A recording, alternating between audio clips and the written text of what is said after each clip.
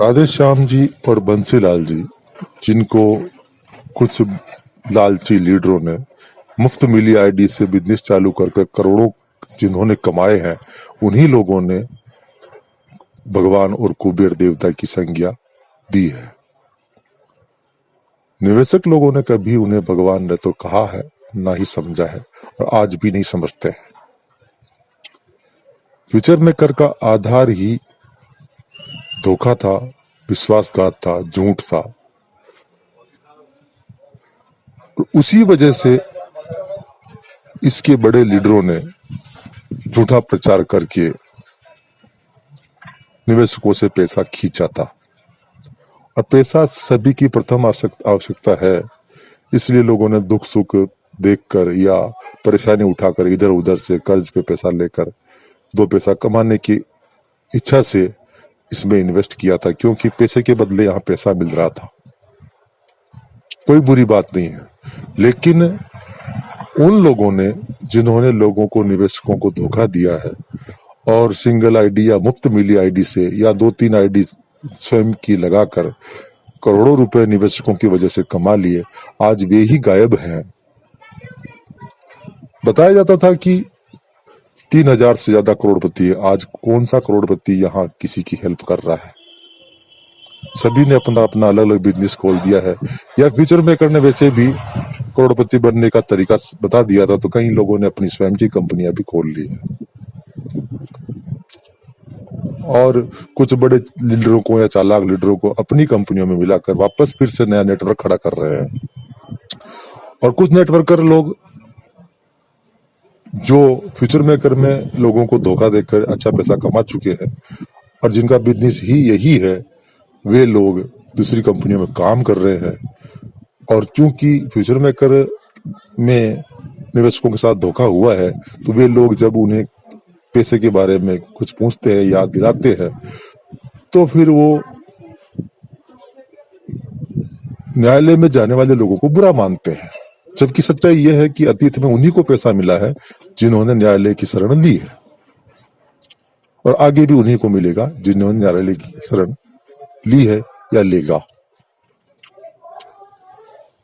सच्चाई यही है दोस्तों, सच्चाई यही है।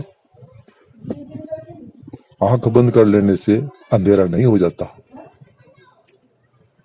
ये शुतुरमुर्ग की भांति ये सभी को शुतुरमुर्ग बनाए रखना चाहते हैं,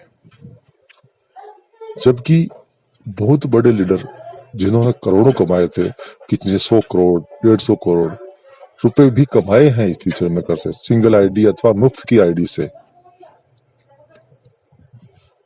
यदि फ्यूचर मेकर चलनी होती और भगवान और कुबेर देवता की नियत में खोट नहीं होती, तो जहां इन्होंने मुफ्त में करोड़ों रुपए कमाए हैं और चलनी होती, तो क्या वो 2-5 करोड़ 10 करोड़ रुपए खर्च नहीं कर सकते थे? बिल्कुल कर सकते थे। 2-5-10 करोड़ रुपया तो उनको हर हफ्ते मिल रहा था, कर सकते थे।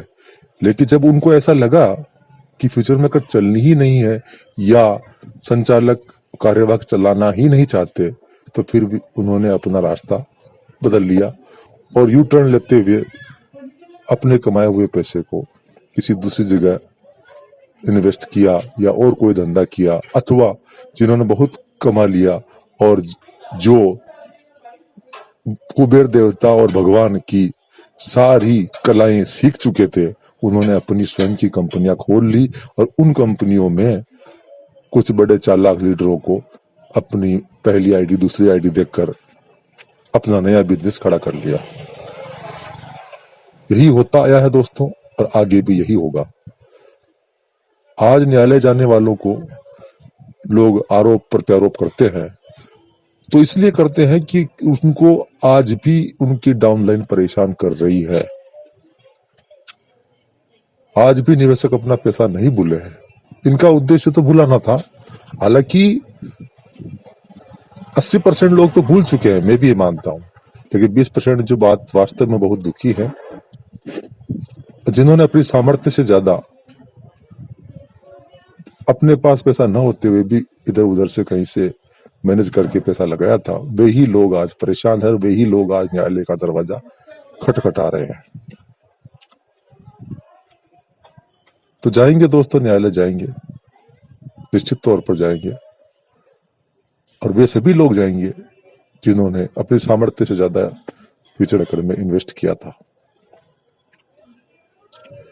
और ये फ्यूचर मेकर वाले कार्यवाहक संचालक और बड़े लीडर भी जानते हैं कि 2-3 आईडी, 5 आईडी, 10 आईडी, 12-15 आईडी वाले लोग कभी न्यायालय नहीं जाते।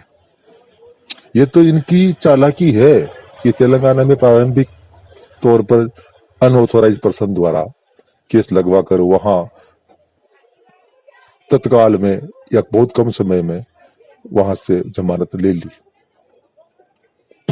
जबकि रियल स्थिति कुछ और है।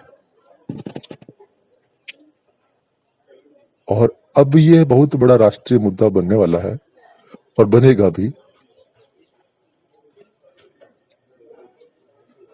क्योंकि फ्यूचर मेकर कोई मतलब कॉम्बो थी, इन्वेस्टमेंट के साथ प्रोडक्ट तो भाई किसी को मिलता ही कहां था। मुझे तो एक भी प्रोडक्ट नहीं मिला। मेरे एक मित्र है, उन्होंने 30 लाख लगाया, उन्होंने प्रोडक्ट के दर्शन भी नहीं किए। और भी कई ऐसे लोग हैं जिन्होंने प्रोडक्ट देखा ही नहीं, बस पैसे के बदले पैसा दिया जा रहा था, इसलिए लोग लगाते जा रहे थे। और वो भी क्यों? क्योंकि लोकल स्थानीय लीडरों ने जो जैसा झूठा प्रचार किया था उनकी वजह से।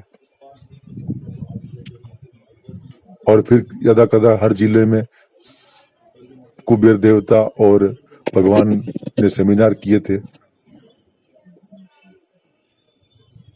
इसी वजह से लोगों ने अपनी सामर्थ्य से ज्यादा इन्वेस्ट किया है। और अब लोग उस पैसे को भूल नहीं पाएंगे और ना ही भूलेंगे, और भूलने हम देंगे भी नहीं।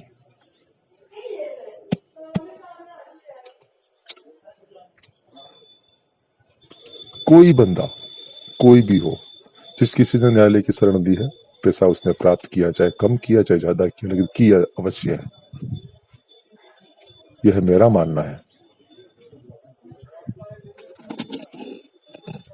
मैंने कभी किसी व्यक्ति पर व्यक्तिगत रूप से न तो कभी किसी को कहा है कि तुम्हें केस करना ही होगा। जैसे अभिव्यक्ति की आजादी का अधिकार उन लोगों को है, तो वही अधिकार मुझे भी है। क्योंकि कुछ लोग जो खेत पर, जैसा हम जानवरों को डराने के लिए बनाते हैं, वैसी भी एक टीम है जो लोगों को मोटिवेट करती रहती है, चलेगी चलेगी चलेगी, और लोग रुके हुए हैं। कुछ टीम में ऐसी है जिन्होंने करोड़ों कमाए हैं, लेकिन उन कमाए हुए करोड़ों रुपयों में से कहीं वापस चला न जाए या कोई कार्रवाई उनके खिलाफ न हो जाए, इसलिए वे लोगों को रोकते रहते हैं। लेकिन एक निवेशक जिसकी कोई डाउनलाइन नहीं है, उसे किसी बात का डर नहीं है। और निवेशक को न्यायालय पहुंचना ही चाहिए, क्योंकि भारतीय संविधान ने सभी को अधिकार दिए हैं। यदि आपके पास धोखा हुआ है, आपके पास तथ्य है, सबूत है, साक्ष्य है, तो आपको न्यायालय जाना ही चाहिए। जबकि फ्यूचर मेकर ने तो कई ऐसे काम किए हैं, कई जगह पर गलत है। वो केस में पैसा लेना, प्रोडक्ट ना देना, डिलीवरी नहीं करना, एक भी निवेशक को प्रोडक्ट मिला हो ऐसा कोई सबूत है ही नहीं। और कौन लेगा, मुझे बताओ? 20-20 लाख, 30-30 लाख के प्रोडक्ट कौन लेता है? कौन दवाएं खाएगा 30-30 लाख की? जब एक स्वस्थ आदमी, मैंने फ्यूचर मेकर में इन्वेस्ट करने से पहले डॉक्टर द्वारा मेडिकल सर्टिफिकेट बनवा लिया था कि मैं पूर्ण रूप से स्वस्थ हूं, तो मुझे उन प्रोडक्ट की क्या जरूरत थी? इसी प्रकार सभी स्वस्थ थे, सभी को गुमराह करके उनसे पैसे लगवाए गए हैं। उसी पैसे को पुनः प्राप्त करने के लिए ही लोग न्यायालय जा रहे हैं।